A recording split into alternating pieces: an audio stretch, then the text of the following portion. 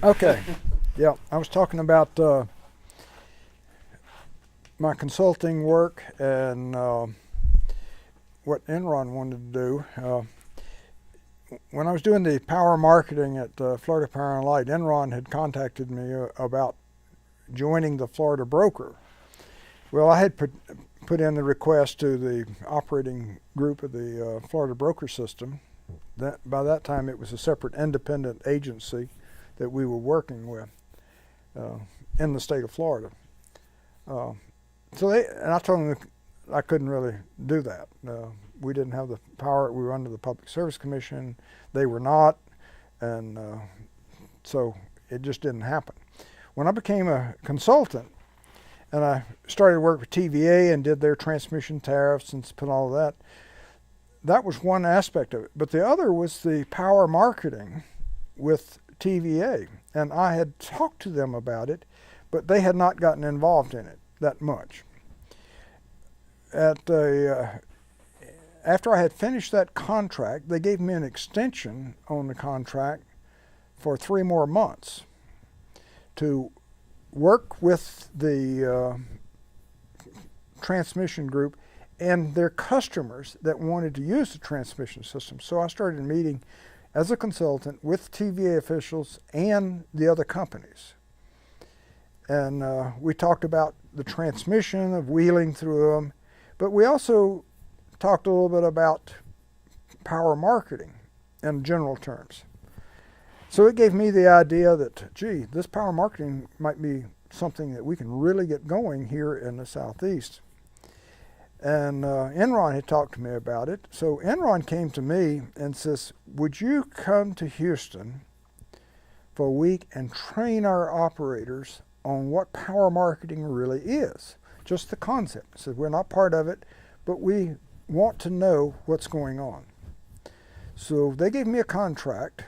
In fact, this was after the first 3 months with TVA. Then I had a period, because that ended in mid-December, and the second contract I had with TVA didn't start till mid-January. So I had a period of about a month in there in which I went to Houston for a week and did some work. And I also went with Entergy in Little Rock for some work, both as a paid consultant to those. The Enron was kind of interesting because I went there and I met one of the guys that used to work for me at Florida Power and Light. And I didn't realize that he was working for Enron, but he was in their gas marketing. He was a gas marketer when I had the gas marketing outfit, and when we closed it down, he was basically laid off, so he hired in with Enron doing gas marketing with Enron.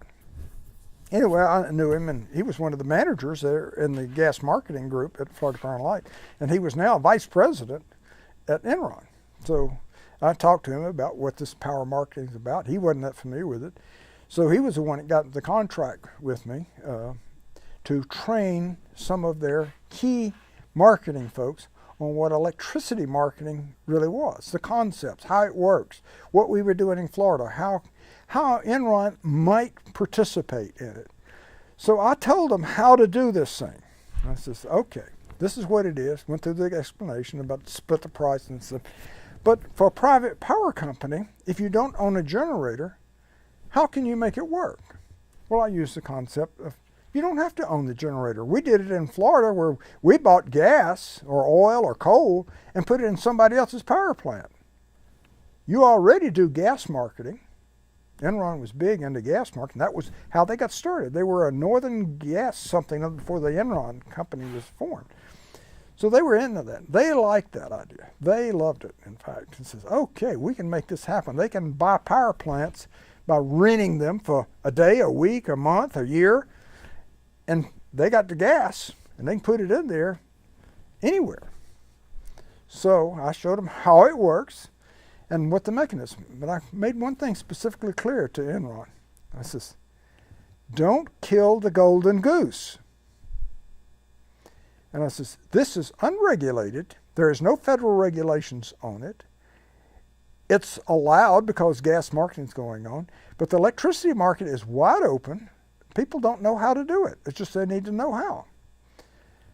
So he says, we'll work with you and teaching them. I said, well, okay.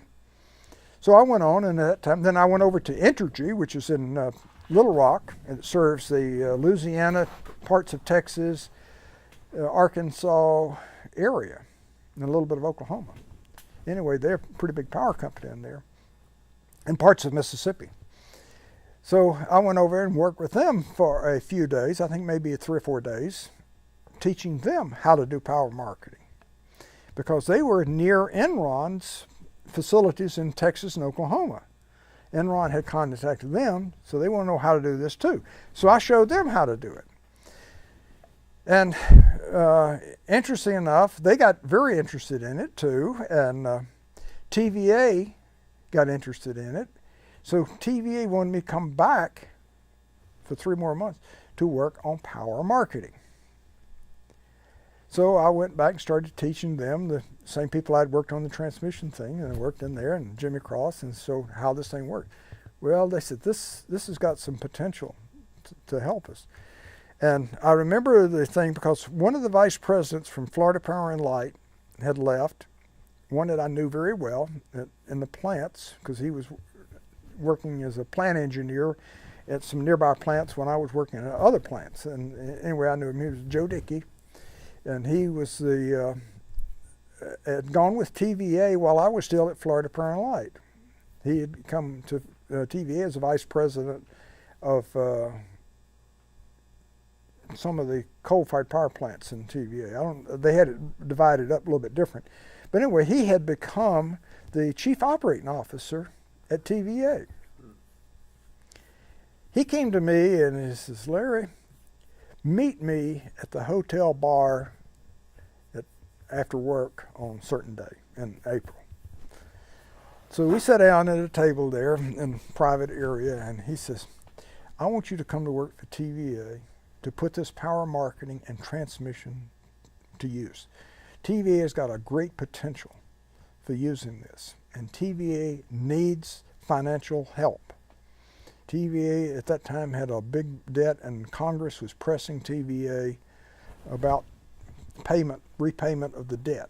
TVA had created a tremendous debt back in the 70s in building nuclear power plants. At one time, TVA had 19 generating units planned and some under construction for nuclear power. They closed them all down. In fact, when I came with TVA, not a nuclear unit was running at TVA. Was that after Chernobyl? Yeah, Chernobyl and 3 Mile Island. The chairman at that time was anti-nuclear, and he came in through a political appointment through the president, and I think it was under, I can't remember which president now, but I think it was under LBJ, Lyndon Johnson. But he shut them down, shut all the nuclear units down, and said they were going to be completely re-examined before restarting, and they were going to re-look at everything all over again. Anyway, that put TVA in a real bind. And well, before that, the contract that I had on teaching TVA, the marketing, back in January, I got a contract with TVA, because it was an interesting thing happened, because I was over at the Mountain House, and this extreme cold front came through the Tennessee Valley area. They didn't have any nuclear units running, and they were short of power. And I got a call from Jimmy Cross. He says, can you come help us plan a power rotation where we're going to have to rotate the customer load because we don't have enough generation to serve the demand that we're expecting on Monday morning. And this was on a Saturday when he called me. And I said, yeah, I can help you out. And he says, well, I had that experience in Florida where we had to, on an extreme period when the 2 Turkey Point units down, where we had to rotate the customer load to prevent a blackout. Because I actually got fired at that time from TVA, the vice president of the residential load down there at that time when I was manager of system operations. Had called, uh-oh, I got a phone. No worries. Hold on a minute. That's Mom. Larry Taylor. Hello? We're finishing up here in a little bit.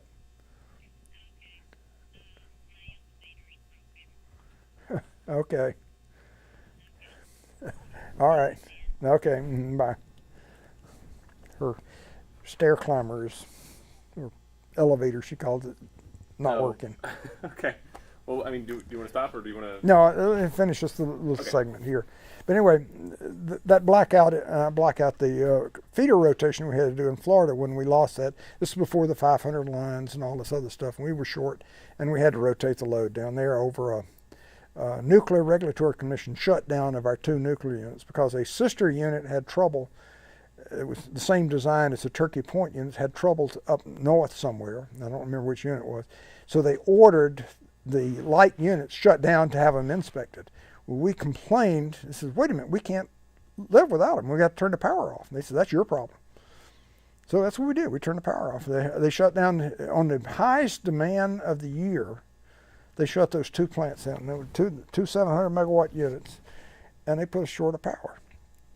So we had to rotate the load. So when the load came up, I remember there was 9,200 megawatt demand, and we didn't have it like 8,700 generation capability. So it came up, and we just flattened it out. And we kept turning the feeders off, and then we'd rotate them off for 15 minutes, and back on for 15 minutes, and off for 15 minutes, and on for 15 minutes, and kept rotating it around. And we had more and more of them depending on the demand, and less enough of them as the demand dropped. So different sections of town, yeah. And that presented a whole new debacle. I had to go to the Public Service Commission and testify on that numerous times because they alleged that we were rotating the poor areas and keeping the higher class people's power on. And they says you're profiling the people, and I went up there and I said, I have no clue who's on those feeders. They're just a number to me. Well, we want to know who's on them. So we spent $1 million taking each of the feeders that were rotated and identifying them, their race, whether they're Hispanics, blacks, or Anglos. When I got through doing that, we had to hire extra people temporarily to go through and interview people to see who they're, because we don't have any records like that at the park. I mean, a meter's a meter. You know, what's behind the meter? I have no idea. Yeah, it's just a load. It's just a load. Anyway, after we did that, we had volumes of books, so every feeder listed, and it was hundreds of them. And after we got that thing completed, it took about 3 or 4 months to do that. And I went back to the Tallahassee with all of those records and presented them. Says, okay, thank you very much. What are you going to do with them? Put them in storage. They never opened them. On my budget. It makes you some angry about governments doing things like that. Yeah. But that was a separate thing. Anyway, TVA wanted me to come, and they were going to do the same thing. And I got there on Sunday afternoon in the control center with TVA, and I went down, and here's the president, Mayor Sharp-Hayes, the vice president, Jimmy Cross, and the manager, and all there, trying to figure out how they're going to serve this load and who we're going to turn off when. And I looked at them and I says, you guys are working on the wrong problem. And they look at me and says, what are you talking about? I says, you're short a generation. Why are you worrying about the load? Why don't you be worrying about buying some power? We don't do that. And I looked at the president, I said, and you're going to turn off customers because you haven't bought any power before? That's ridiculous. And she looks at me and says, that does sound ridiculous, doesn't it? You say it out loud. And I says, how much are you short? He said, about 2,000 megawatts. I says, you know, I know where 2,000 megawatts are that's shut down. They could be moved into the TVA system within 12 hours notice. And it says, if you can buy 2,000 megawatts for delivery starting at 6 o'clock in the morning, we'll do it. I says, no sweat. I get on the phone, call Marty Minnis, who was the one that took my position in Florida, ran the power plants. They had the Manatee, 2 800 megawatt units, and one at Martin, 3 800 megawatt units, shut down because It's so warm in Florida, and it's not cold. Nobody's running air conditioning. Nobody's running any heat. They shut the units down until the load comes back. And I says, will you sell me 2,000 megawatts? He says, I don't think we can get it there. I says, oh yeah, don't you worry about that. He says, we'll get it there if you can deliver it to the state line. Well, we can deliver 2,000 megawatts to the state line because those lines were built to bring 2,000 megawatts south. And I said, I think 2,000 megawatts will flow north just as well, but we've never done it. And I says, AC doesn't matter which way it flows. And I says, well, I don't think Southern Company will go along with this. And I says, I'll take care of Southern Company. Because Southern Company was almost in the same situation as TVA, because they wouldn't sell any power to TVA because they didn't have it. They needed it for their own load. So I said, well, we'll work that out. So I got on the phone and called the Vice President of Operations at Southern Company and tells him the situation. He says, well, we've never done that. And in the Valdosta area, we might run with low voltage. And we'll have to monitor that pretty closely. And I says, well, okay, what does it take? Well, we'll have to man the station. I says, okay, put a man in the station for the next 2 days. Put 2 people in there. I'll pay for it.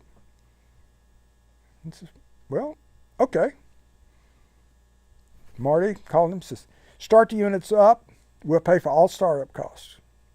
Now, I'm buying this power for TVA. I'm not even an employee of TVA. But that's what I told them, because that's what they said do. Yeah.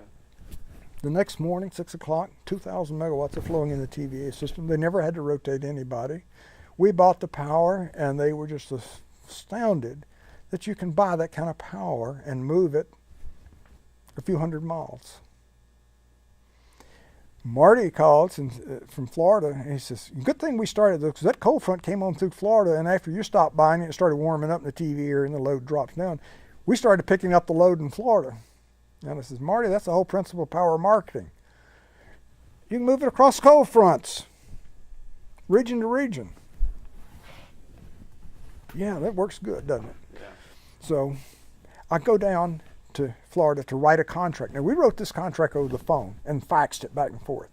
1 sheet of paper, and got that down. Then we tried to get a final contract. So I took the ones that I drafted for TVA back 3 months earlier, and these tariffs, and went down there to meet with them to get a long-term contract, so that it's a when and if available type of thing where we can do these deals. And so it sets the groundwork, the framework for billing, and all the administrative things that you have to do for buying and selling power. You got to have these basic contracts there. So the technical details are all put out in form, so you know how to handle it and who to contact and all this stuff. And the filings you have to file with the commission and the Federal Energy Commission and the State Public Service Commissions, all that has to be filed. So you do all of that stuff, get it out of the base contract. And then these daily deals you do with faxes. You fax them back and forth, or electronics. But anyway, we did all of that. And I went down to Miami to meet with them. And Marty says, we can't do it. The president of the company won't allow us to sign anything with you. Okay. So we walked away. We never did get a contract with Florida Power and Light. He was afraid of me. Why? I don't know. It's kind of interesting because shortly after that, Florida Power and Light stock dropped to half. They cut the dividends in half. The president got fired. The chairman of the board was asked to resign, and they elected a whole new board and thing. The Regulatory Commission sanctioned them and cut their return on equity a whole percentage point, which affected the stockholder. That's why they had to cut the dividend. And it took them 10 years to recover from the things that happened during the time when I left, before the stock ever got back up to that point. They cut out tree trimming. They had blackouts. I say blackouts. It wasn't blackouts in big wide areas, but lines were tripping out. The Public Service Commission got on them for unreliable service. because they had cut out tree trimming. And if you cut out tree trimming in Florida, guess what grows down there a lot? Trees. So they got into the lines, and they got to be known as one of the worst power companies, from one of the best to one of the worst in 1 year. Wow. That's how fast they went downhill. And that's why the president was fired about 6 months, the year after I left. And the chairman also left about a year and a half after that, when the board asked for his resignation. And they elected a new chairman. But that's history. The power marketing thing with Enron started out when they heard about what we were doing. And when I went with TVA and set up the power trading, at that time I went in, I think I was just a manager. I took over the management of the system operations at TVA, but I never did have my office near the control center, because I put in 2 managers, one to run the interchange and transmission, and the other to run the generation dispatch. So I had 2 guys doing basically what the manager would do, oversee, because my time was spent external. And it was kind of interesting. My secretary there says, you're not really running this place. I said, no, that's why I got those 2 guys doing it. Because I'd hired both of them to do that from in the ranks of TVA. They had come up and really good, sharp guys, so they were running it. And I don't need to be there. They know what to do. Why should I stand over them? Well, that's what the past manager did before he retired. That's not my way. So I've got things to work with, the power marketing and contracts and stuff. So we developed that. The Federal Energy Regulatory Commission got interested in this thing, and they said, well, the transmission has got to be separated from the generation in the way it's dispatched, because the transmission now under the Energy Policy Act, everybody has equal access to it, including the owner. And you can't favor it for your generation. It's got to be available on the equal basis. So you got to separate the operations. In system operations, they were sitting side by side. Well, you can't do that. They got to do it by an arm's length thing. So we had to divide the operations at TVA, create another control center, actually trading floor, and I put the transmission in the trading floor and said, well, okay, they are market the transmission to whoever, and TVA will be just another customer like everybody else. So we set that up while I was there. And so the 2 managers actually we had to separate their offices. Their offices were side by side, and I had to build a wall physically in the control center and put a locked door between the 2 so that they can't accidentally communicate over lunch, to be this arm's length thing. This is what the federal government required us to do. Okay. But that's what we did. We did set that up. Anyway, the trading operation, and then that's when my boss, the COO, says, well, you can't manage both of those under the federal law. You got to do one or the other. Which one do you want to do? And I says, well, I'm the vice president of, what was the title at that time? I don't remember. Oh, I think it was vice president of system planning, because I had system planning and operations and trading, 3 things. So we said, well, we're going to reorganize and divide it up. So they made a vice president of system planning and a vice president of operation, and I took the power trading as vice president. And I kept that for 2 years. And we built up the trading. And Enron... So before we, I think we were talking about, you were at some point having to convince the FREC, like you were having to meet with them individually. I don't know if you finished that part. Yeah, that was under the transmission contracts in the first 6 months, or the first 3 months I was with TVA. Okay. Had to meet with the Federal Energy Regulatory Commission commissioners one-on-one to sell them on the idea of these contracts. But they couldn't approve it. No, they did. They accepted it for filing. Okay. That's what they could do. They couldn't approve it, but they could accept it. Interesting later, because after I left TVA, when I retired and I was doing consulting again and doing the work in Montana at the coal mine and trying to get transmission with Bonneville, I went to Bonneville to meet with them. They're a federal agency similar to TVA, to get transmission through their system.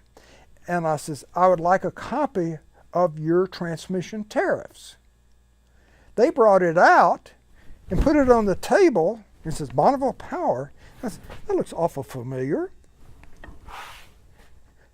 They had taken the TVA one and took a tape strip across TVA and put Bonneville Power on it and everything. Even my initials were still on the bottom edge of it. And I says, well, I don't need this. I know what's in it. I wrote it. And he says, you're kidding. And I said, that's my initials at the bottom. And he says, well, we got this from the Federal Energy Regulatory Commission as the standard for transmission tariffs.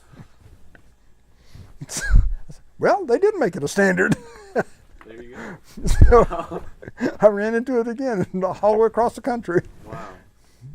But they didn't even have a chance to even rewrite it. They just accepted it the way it was and put their name on it and took out TVA. Didn't take your initials off. Took your initials off. But anyway, that's how I got the agreement with Bonneville. They got I knew the folks out there from the North American Electric Reliability Council chairmanship when I was a chairman of the Southeast region. I got to meet the chairman of the Northwest region, and he was with Bonneville. So that's by peer group meetings. At the national meetings, I got to know the folks out at Bonneville. Okay. So I knew him from that way. In fact, his name at that time, one of the chief engineers out there wasn't a manager, but the chief engineer was Carson Taylor. I remember him because I called out there to talk to, I think he was a doctor, Dr. Taylor out there. So, but anyway, with the whole thing with TVA getting the power marketing organized, when I took over that, then we started to growing it. And that's when I really got interested in getting these contracts with the other utilities and teaching them. Well, Enron came to me and wanted, since I taught them how and wanted to contract with TVA, I said, well, sure, we got a contract. So we wrote a contract with them. And we started doing trading with Enron. The hour trading market, the 1 hour trading market, didn't really get started very well. We started it when I was with TVA, and we got a number of the power companies tied in with a computer network like we had done in Florida. But I couldn't get the other utilities to understand the power of the 1 hour market. In Florida, they had grown up with it. This was already an operating thing, and they didn't understand the concept of split the price very well. So it was very little used. They liked the 1 day ahead market and the other because they had time to do something. The 1 hour market was too much of a rapid fire type thing. You had to do things every hour, and it just kept the guys, after 8 hours of doing it, they were tired because, you got to be mentally on top of it. You got a clock sitting there, tick, tick, tick. Every hour, you got to have something done. Then as soon as it's done and you got it scheduled, you're working on the next hour to try to get all your stuff done. So it's a very busy 8 hour shift to do that. They didn't like that. Most people didn't like that. To me, it was easy to do. And if you set up a computer and set up the systems for it, it's easy. They didn't want to set up the systems to do it. They didn't know their incremental cost of generation like we did in Florida. I told them, you have the data, you just got to use it. You got to file that with the commissions. But they didn't have it in real time. And that's internal communications in the utility. Anyway, it never really got started. But the 1 day ahead, the 1 hour, the futures market got going really big in the Southeast. We had a period of winter in 1 year when power demand got in short supply in the East, and the power prices went up to $1,000 a megawatt hour. And they're normally at? Well, $1,000 a megawatt demand for the day. Yeah, well, it was an hour, yeah. Normally running $30 to $40, $50 a megawatt hour to $1,000. It was bid up. People needed it, or else they're going to turn the lights out. It was an interesting case because Enron came to me in one incident, and they had power. We were a little short in TVA, and we were buying power because one of the things when I was in system planning, I said, TVA doesn't need to build any more power plants. You get this power marketing going, and we can work off of the market for a certain amount of power. And okay, sometimes you may have to pay a pretty good price for it, but other times you won't. So we deferred construction of power plants while for the whole time I was a manager of the vice president of system planning, which was like 2 years. We didn't start another power plant. We had power marketers. Enron came in and bid to build a power plant in our service territory. They would supply the fuel and they'd sell power to us on a long-term contract. Okay, you build a plant. We'll buy the power. It's at market price. That's what it's worth. So we signed a long-term contract with them for, I think it was 1,800 megawatts. No, 1,200. I don't remember. About 1,200 megawatts. It was over 1,000 megawatts. So they built 2 plants in the TVA area. We helped them site them. Just, okay, one of them's near your pipeline in Brownsville, Texas, and the other's in Mississippi near Tupelo, near another pipeline of yours. So you got gas, you sell gas. Now you got a power plant, you sell electricity instead of it. You don't have to have any customers. We'll buy the power, 100% of the output. Or you can sell it to anybody else because we got to wheel it. They liked that idea. So they built the plants. I went to look at them. In fact, both of those plants had been there on the site to see them. When they were doing them, got them in operation. Then Enron gets really good at this trading. It expanded to a whole floor of their building in Houston. I was down there in their trading operation. It went from 2 guys that I trained, well, there was about 5 in the room, but about 2 of them that became the managers of the power trading. They saw where they could run the price of power up by bidding it up. So they started an interesting thing of creating a shortage. They had great political power. They spent a lot of money lobbying Washington, the Federal Energy Regulatory Commission, Department of Energy, Congress.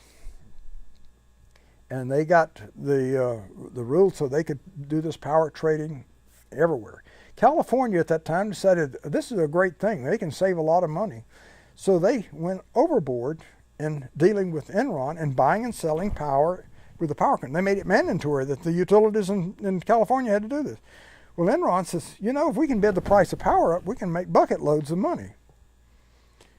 So they created a shortage by buying up the output of all of the power plants, I say all, a number of the power plants in California. So they were running, they didn't own them, but they just bought the output. They supply the fuel, we'll supply the gas, you run the plants to sell us all the output. And then we'll sell it back to the utilities in California at the market price. Well, the regulatory people in California thought that was a good deal because they don't have to put it in the rate base. Mm-hmm. So they changed all the rules out there and says, okay, you can sell the output of these plants. Enron, I think, actually bought some of the plants, but mostly they didn't own them, but they bought the output of them. So what did Enron do to get the price up? You shut the plants down. You buy up the output, don't give it any fuel. So what does the market price of electricity do? It just kept being bidding up. Well, there wasn't enough to supply the total demand, so the price went through the roof. Well, the Federal Energy Regulatory Commission got wind of this and said they put a cap on it. You can't have it any higher than whatever it was, $2,000, I think it was $2,000 a megawatt, something like that, way up there. So the price goes up there. What do you do when you put a cap on any demand in a capitalistic system? You create a shortage to turn the lights out. So they rotated load in California because the power plants were shut down because Enron forced them because they had the contract to run the plant. They said, I've got the contract, you shut it down. The plant has to shut it down. So they shut the plant down and turned the lights out. Power prices stayed up at a very high price for the ones that could supply it. Not full demand, but enough to where you could make not bucket loads, but ship loads of money. They made, I think it was into the billions of dollars of money off of California, and that created a congressional inquiry, state inquiry, lawsuits, And they started fighting this, and that started the whole thing at that movie characterized in there about that. What really gets me is I showed them how to do it. I trained some of the early people in doing it. And I told them, don't kill the golden goose. And that's exactly what they did. They went out there and created this monster. They tried it with TVA while I was still there. This is while the California thing's going. What they did, they couldn't buy the TVA output because I wouldn't sell it to them. But they bought the transmission interconnections from all of the companies around TVA. Because we can't own the generator, but we can keep power from moving in or out of the TVA system because they brought the transmission access rights to all of the interconnections with TVA. And then they said the transfer capability is 0. Well, I kind of got into a position that I had said, I'm going to live off of the market for a certain amount of TVA's generation. So we had a period when the demand started getting up. It was up in the $1,000 a megawatt basis. And I says, this is ridiculous. I'm not going to let them get away with it. So I pick up the phone and call the vice president of hydro generation. And I says, look, we got a peak demand coming up here. How much generation can you put online from the hydro in a worst case scenario? Because there was a certain limit. And normally they were giving us so much water. TVA's got plenty of generating capability, but don't have much water. And I says, tell you what you do. This next week it's going to be, I think it was a cold period where we were having cold weather and the demand was going to be up. No, it was a summer load. I think it was a summer because the reservoirs were at full capability. We hold them in sort of high levels in the summertime. We do in wintertime. They got to be at the lowest point. Anyway, they had the max water in the reservoirs, and I says, well, and normally they feed a certain amount through the generators to keep the river flowing for navigation. And I says, we've got this hot period where the demand is going to be high, and we're going to be short of capacity. And we were short about 400 megawatts. And I says, all right, during the morning, shut the hydro units down. I said, well, we need to flow some every day. I says, you'll flow it today, but let me give you the schedule for it. We can't do that. So I said, I'll come see you. So I went to Knoxville, where it's the river operations, and I told them what we were doing. And I says, I need the greatest amount of generation in a 2-hour window at peak time. You've got so much water, and you've got I think it's a 24-hour dispatch schedule for how much water's got to move through the river. And I said, all I want to do is drop it for 22 hours and max it out for 2 hours. Same amount of water, but I just want to displace it. And they thought about it and says, yeah, I think we can do that. So when the peak comes, Enron was not letting us buy any power, and I says, okay, the load actually that day, this was a week before this expected load, and the day it was coming, the load wasn't as high as it was. So Enron had bid up through the interconnections the price of power to around $1,000 a megawatt. And it says, we'll buy or sell power at $1,000 a megawatt. And I says, okay, we'll sell you 200 megawatts on peak at $200 a megawatt. They said, you can't. And I says, I can't? Yeah, I can. I've got the generation. You don't. I said, yes, I do. Once that got out into the customers, everybody was hurting because the load was in systems were all high. That got out, and the power market price dropped from $1,000 to $200, just like that. That was the release valve. That was the relief valve. I'll call their bluff on it. I didn't even have to use it, didn't sell it, but it got the power market price down in a more reasonable area. And it basically took somebody to stand up to them. They turned around and sued me, sued TVA, because they started under the contract that we had for them to deliver power. They said, okay, we'll make the power available at 1,200 megawatts. but we interpret the contract that we can deliver that from any source. And I said, that's right. You can deliver, you can generate it anywhere in the world. As far as I'm concerned, all I say is you got to deliver it to TVA. And said, oh no, the contract doesn't say that. We're making that 1,200 megawatts available tomorrow for you in Oklahoma. You get it to Tennessee. And said, that's your problem, not mine. So we logged it down as we requested it. They didn't deliver it. It was a default in the contract. So that went on for about 2 or 3 months. And then they sent us the bill for the power that we bought but didn't get, the default price. We wouldn't pay it. We're not going to pay that. You didn't deliver it. You're in default. They sued. We went to federal court. And they said, we met with them a number of times. And they said, you were in default by so many millions of dollars that you didn't pay this. And I said, no, we're not. We're perfectly within our rights. You did not deliver. And I remember the first hearing that we had with the court trying to get things set up to what we were going to, what the suit was about.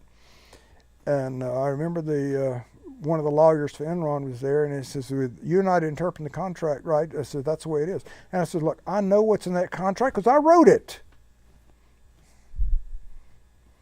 And they said, well, okay. So anyway, we started preparing all of our testimony and stuff, and they were basically in default. They quit supplying it altogether because we wasn't going to pay for it, and it was already in debt for a few $1 million. And the lawyers, they were getting rich over this, so they were meeting back and forth and getting ready, and we were preparing testimony, and I had to give depositions and stuff and get ready to go to federal court in Birmingham. That's where it was going to be tried. So my time with TVA, I told them when I was going to retire, back when I took the job, and I remember my boss comes to me and says, you can't retire. This thing is ready to go to court, and you got to be there. So I said, well, I don't have to be there. We've got the people that can handle it. The lawyers know what the case is. And he says, no.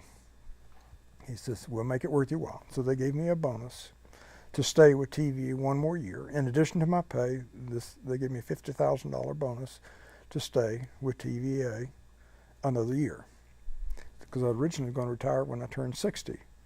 So I said, okay. I talked to Diane today and says, that's great. She wants me to keep working anyway. She's worried about having enough money to live on. But anyway, I took that and stayed on. We started to prepare. We were within 3 months of going to court, and the date was set, trial date. I had all the depositions. We had spent lots of time preparing for the court, and TVA and had Ken Lay with Enron called the chairman of TVA and said they needed to meet.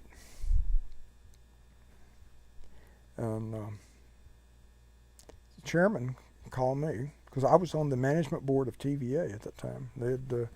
I had become, when I took over the bulk power trading, they made me a full member of the management board of TVA. So the chairman was the chairman of the management board. So he knew me very well. Anyway, when Ken Lay had called him, he calls and says they had set up a meeting in the next week, I think it was, within a week or so, with Ken Lay in the chairman's office in Knoxville. And the chairman says, you are going to be there. Yes, sir. So I went to Knoxville for that day, and the chairman wanted me to come in early morning, so I did early morning, and talked to him a little bit about what this whole thing was. He was familiar with the case and the lawsuit and stuff, because it was a pretty big lawsuit. It was millions of dollars. And he says, we're going on your faith of what you've said about all of this stuff, and you've been right on everything else we've done. And he said, I want you to sit over here, kind of behind the door in a chair. And he had set up where Ken Lay would sit right in front of his desk there. And I was sitting kind of off to the side. Well, I knew Ken Lay from the training sessions that I'd done at Enron, and also the negotiations prior to the suit, because we'd met with our lawyers and stuff. And I remember Ken Lay coming into the chairman's office. He looks around and he says, this is a private meeting between me and the chairman. And the chairman looks at him and says, no, Larry's going to stay right there. Ken Lay said, meeting's over. He walks out, goes back, gets on his private airplane, flies back to Houston. Chairman looks at me and says, that was an interesting thing. What's going on here? And I says, well, I don't know, but something is. Anyway, the chairman calls back to him and says, what were you going to say? He says, we got to settle this thing. We can't have this lawsuit. It's too high profile. Congress is asking questions. The Federal Energy Regulatory Commission is asking questions. We're going to settle this thing. So the chairman says, okay, we'll settle it. So that started the settlement talks. And we met with them, I don't know how many, numerous times. In Chattanooga, in Houston, in Birmingham, at the lawyer's office that they had. Numerous meetings, back and forth, pushing and shoving. They offered, it says, okay, if we agree to your terms that you have the right for the power and we didn't deliver it in there, we'll settle. And the first offer was $108 million that they would pay TVA to get out of the contract and settle this lawsuit. And I told him, no way. The lawyers got me at a break and said, we need to accept that. And I said, that thing is worth at least $500 million. And I says, why in the world are we going to settle for 108? That's pennies. And I says, they need to pay us a whole lot more for that or deliver it. So I held my ground, and after a number of meetings, they finally upped it till we got it about, I think if I remember the numbers, like $386 million. And I said, well, after all of the meetings, I says, we've probably got as much blood out of them as we can. If it's in cash, paid to TVA, the stipulation was, this was in like November or so, that it would be payable. And they says, after the first of the year, because they did not want it in the fiscal year of 2000, that was in the year 2000. They did not want, they wanted it in 2001. So I says, well, okay, how about on Friday, January 12th? The reason being is my retirement date was my birthday, January 11th, and that was on a Thursday. And I says, Friday we'll do that. And they says, okay, that's agreed. Under the stipulation that it will not be recorded or reported to the media or given to the Federal Energy Regulatory Commission of what the settlement terms are. So we signed an agreement, and then time worked out. I had my retirement party on Friday afternoon, January 12th, at TVA in the main Missionary Ridge building. And that afternoon, I got a call from the Chief Financial Office saying that we just received a cashier's check credited to our account for $386 million. And I says, thank you very much. That's my present to TVA. And I walked out. Wow. And I retired from TVA and left them with that. They told me that what they did was paying off a lot of debt. Congress was happy with that. And the deal was over. So I said, okay, what's happening to Enron? November of 2001, Enron declares bankruptcy, and they were under federal investigation for anti-racketeering under the RICO Act. And a number of the people that I dealt with, including Ken Lay, were all under congressional investigations. Number of them were convicted of fraud under the racketeering laws.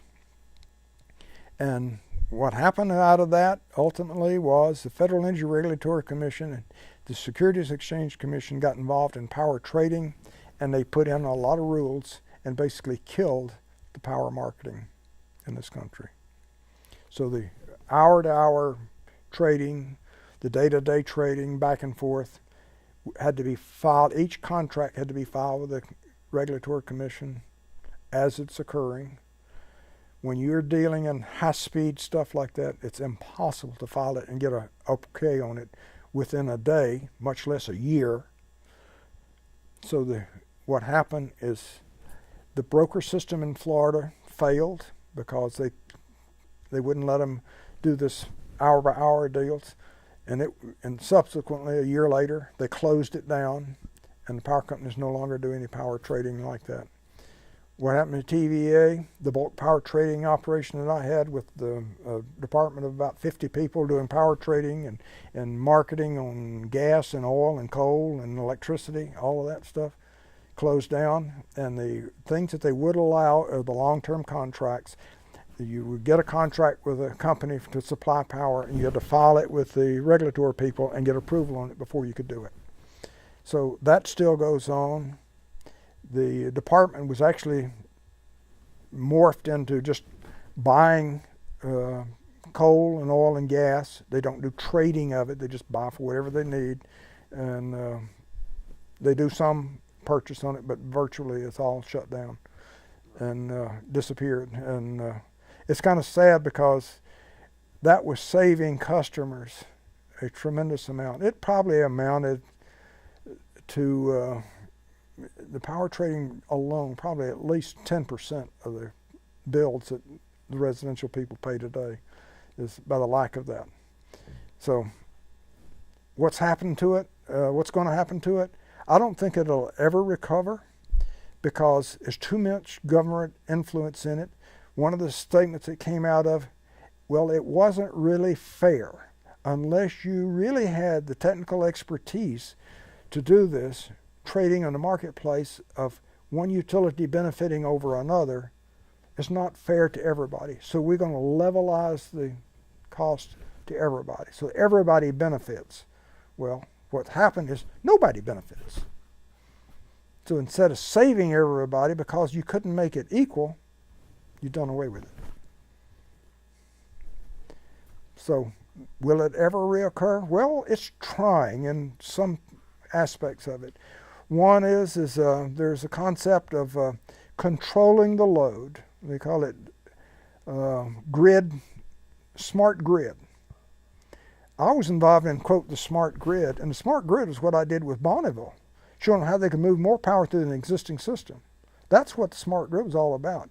Today, it's morphed into how much control you can get over the customer. And you can create power by turning off certain appliances. Well, you can do a certain amount of that, but it's gotten to the point where they'll pay you to shut off your power. So instead of making it voluntary, they're going to make it mandatory that appliances have to be connected to the internet. It's called the Internet of Things. This is what it's morphing into. A new refrigerator starting in 2017 will have to have an interface with internet. Washing machines, refrigerators, heating units, cooling units, all of this will be controlled through a central control to the utilities for control of the load. So instead of regulating generators to follow the customer demand, you're going to control the customer demand to conform to the output of the generating system, which includes solar and wind. So when the sun's not shining, you turn off your electricity. When the wind's not blowing, you turn off electricity. When the wind's blowing, you can have electricity. When the sun is, guess what? At nighttime, there's no sun. Well, that works fine because the electricity usage at nighttime is lower. So just the wind will do it. This is kind of cynical, but it's, to me, it could have been done much cheaper if we had allowed the trading of electricity in an open forum like the stock market, the way it was originally set up and working until Enron basically blew it for the whole country, and the regulations came out as a result of that. What happened to Enron? Ken Lay had a heart attack and died. Yeah. He actually was not the culprit. Jeff Skillings, which I knew, created the problem. Ken Lay retired from Enron before all of this really got into there, and then he came back because Enron got in trouble, and he tried to rescue it. He allowed it to go on. That's his guilty. thought the money rolling in the California was great because Enron stock was going up like crazy. They were getting rich because they were creating a shortage and played the system. He allowed it to go on, so he's guilty. He was not the smarts behind it. The virtual power plants that Enron created and some subsidiaries was the dealings with the Jeff Skillings and those people, the real guilty parties. Well, a number went to prison over it. Some of them still in prison. I knew a bunch of them. What really gets me is that I showed them how. I gave them the gun to shoot themselves, in effect. I showed them how to do it, trained them, and how power marketing could work, and they took it to the extreme of creating shortages. They tried to basically short the market, and the market was not substantial enough to be able to absorb it. They were too big, they were too powerful, they had too much influence in Washington. They tried to buy their influence with the regulatory people, and eventually they got caught and brought the whole system down. Yeah, heard a lot of people too, because I know at least in the documentary, they were talking about how they encouraged all their employees to have their entire 401ks in Enron stock. And this one guy said, yeah, I had $300,000 in my 401k, and I cashed out at $1,200. Yeah. That's insane. Well, it's interesting because when I was with TVA and the stocks that I had, because I had a lot that I had invested in from the settlement with Florida Power and Light, and TVA has, being a federal agency, you can't have a conflict of interest. So I couldn't own any utility stock. I had to sell all of my utility stock, which turned out to be actually a good thing because I had a substantial amount of Enron stock, and I sold it out when the price of Enron was up pretty high. So it turned out that I didn't get hurt on that much. I still had some, but I overall made out on it. But today I look back on it and it says, how good could it have been had we had the appropriate regulations and not the thumb to kill it all? Yeah. And it could have been done. I think the big mistake was that I did not go to the Federal Energy Regulatory Commission with the concept. I went to the State Public Service Commissions and assumed that the companies would take care of their own jurisdictions. Well, TVA is the regulator for the TVA system, so we had to report directly to Congress on it. I was up there for one of the hearings to the Water and Power Committee in the House and Senate that controls TVA. TVA is actually under the president, but the controlling entities are Congress. The Water and Power Committee in the House and the Natural Resources, or Water and Power, I don't know the exact name of the titles of the two, but it's two complementary committees that actually supervise that. I had to back up the COO, I think it was, or my boss. It was my boss at one of the hearings in Washington one time. So I was up there at the congressional hearings when they were hearing some issue with TV, and I don't remember what it was. I don't think it was a power marketing at that. I would have remembered that. But I know I was in Washington for it. But I did have to testify to the Federal Energy Regulatory Commission hearings and, well, the individual meetings. It was not a hearing, but it was the individual meetings. So, okay, I think that's kind of getting to the end of things. That's Mom again. Hello? Oh, did it?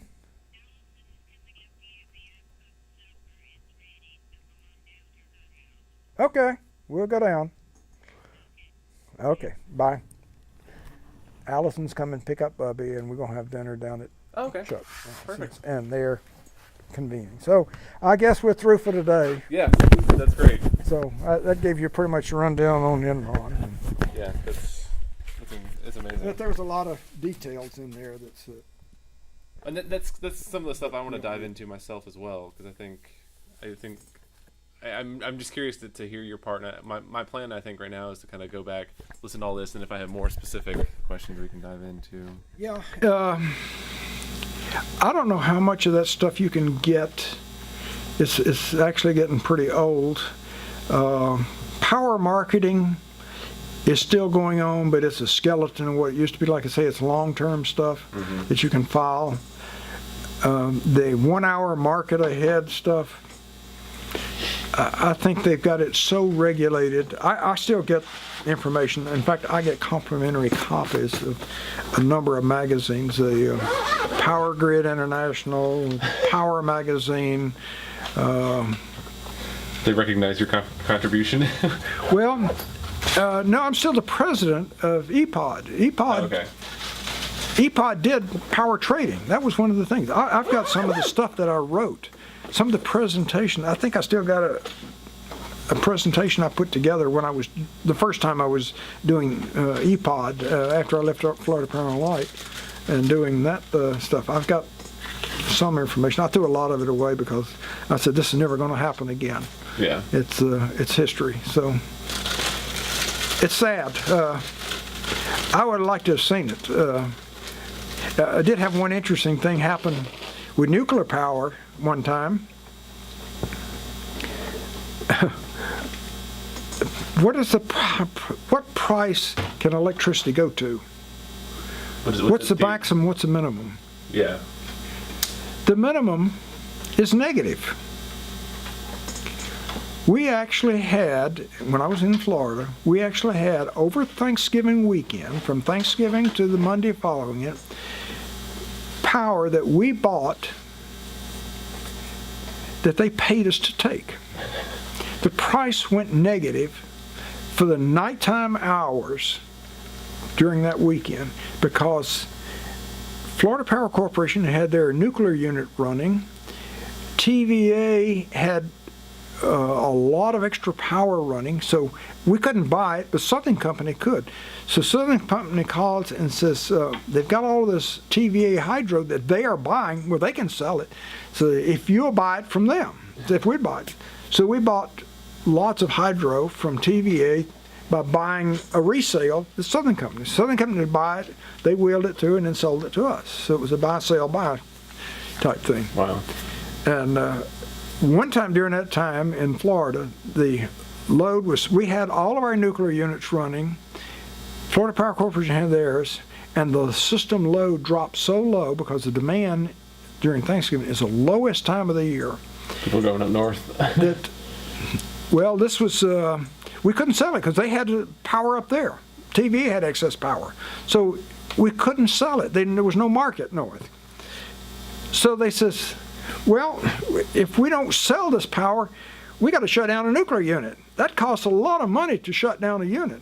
And so I says, well, how much does it cost? And they gave me a quote of how much a megawatt hour it was. And I said, let's split the difference.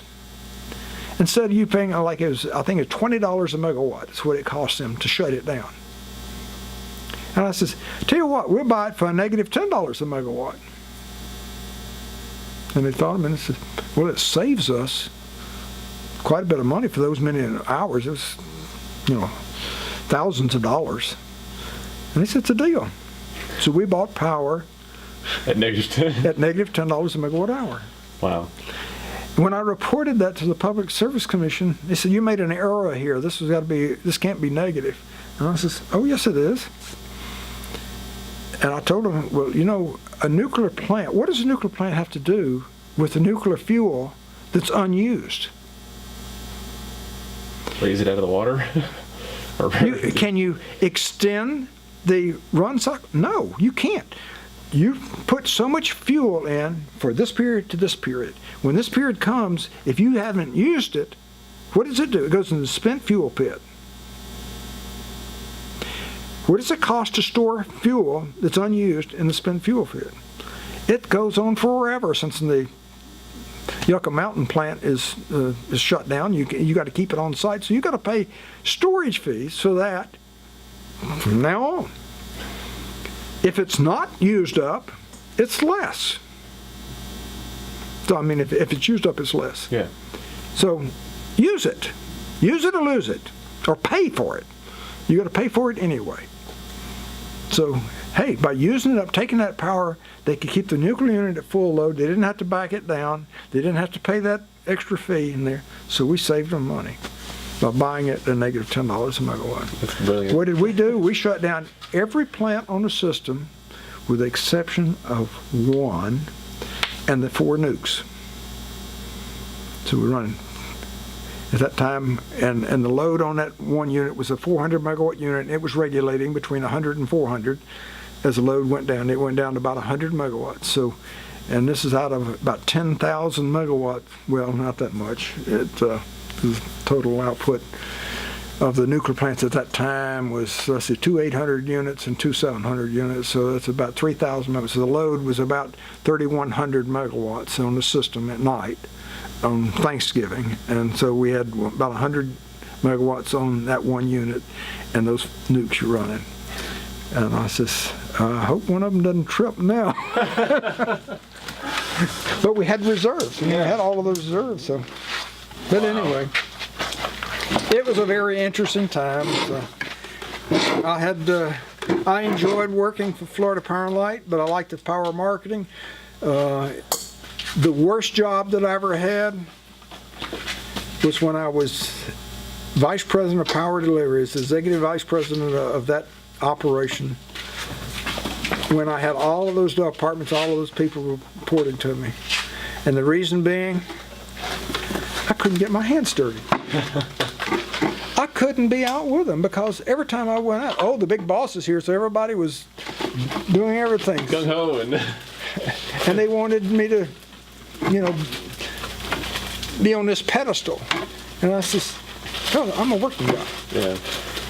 And the dealings with upper management, that was all of my work was always to the regulatory people, to the president and the chairman of the company. I did very little to run my departments because they knew how to do it. And my philosophy was train them to do their job and then get out of their way. Yeah.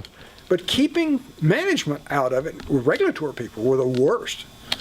I spent weeks with the Public Service Commission people. I went to the NRC. I went to the Federal Energy Regulatory Commission. I went to the Congress. I've been to those places so many times that I got to know the shortcuts on the metro in Washington, D.C. to get to the Forstall building and to get to Congress, to get to our offices. We had a vice president in Washington responsible for government relations. They even gave me a desk in Washington because I was up there so many times. It says, we'll supply all your stuff here and it's available for you anytime you come up here. So I worked up there a week in the office in Washington. Oh my goodness. And then when I went with TVA, okay, it's just a different building, same thing. Wow. So they had a different office, but it was near the Union Station.